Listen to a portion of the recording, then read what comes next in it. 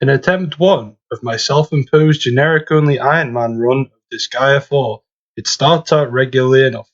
I meet my 3 classes and disposable prinnies, which consist of Zac the Warrior, Murdoch the Fire Mage, and Ebon the Healer. I go through the tutorials. My warrior Zac has gained most of the XP, and is my tank unit for the time being. Map 2, Reincarnation Site. I begin by mobilizing my 3 units to the rear corner to try and funnel the enemies. One of the hero instructors moves out for the attack but is dealt with quickly, doing some damage to my healer. To my absolute panic, Axel and Pink are out for blood and decide to start moving, and I kind of forgot about that fact. So I move Zac to create a choke point next to spawn so I can deal with Axel and Pink one at a time. Axel goes down first, with my healer Ebon getting the finishing blow, gaining her 2 level ups. After this, the rest of the map goes smoothly with 0 deaths. The Princely's room begins with my panicking because I didn't take into account that the mage had really low HP and he took a massive hit from one of the cat sabers, but luckily he survived the blow and I moved him to the rear for safety.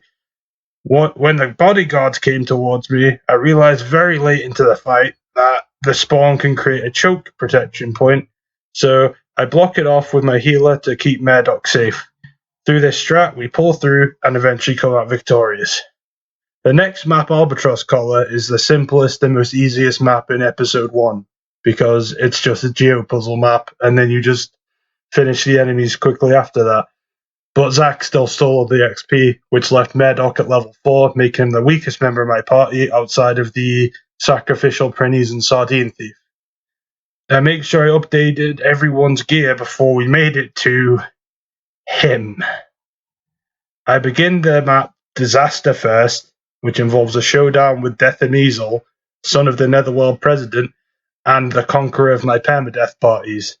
The battle begins with me deploying my healer and warrior units in the rear left corner of the map.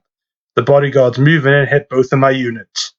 I summon Murdoch, who I managed to use to kill one of the bodyguards, and tried to use both of my prinnies as a decoy to try and take the aggro off of the rest of my party. But all this did was make a Measle start moving earlier than I expected. Murdoch is the first to fall to a Measle's fire spell, and with just 2 units left against a Measle and his henchmen, I sacrifice Ebon to keep Zac alive. It proves futile, however, and the run ends with Zac being destroyed by a Measle's flames. Realizing what I'm in for now, I decide to change the rule set so I can create 3 extra units in episode 1 and add a restart counter. And then I prepare myself for run 2.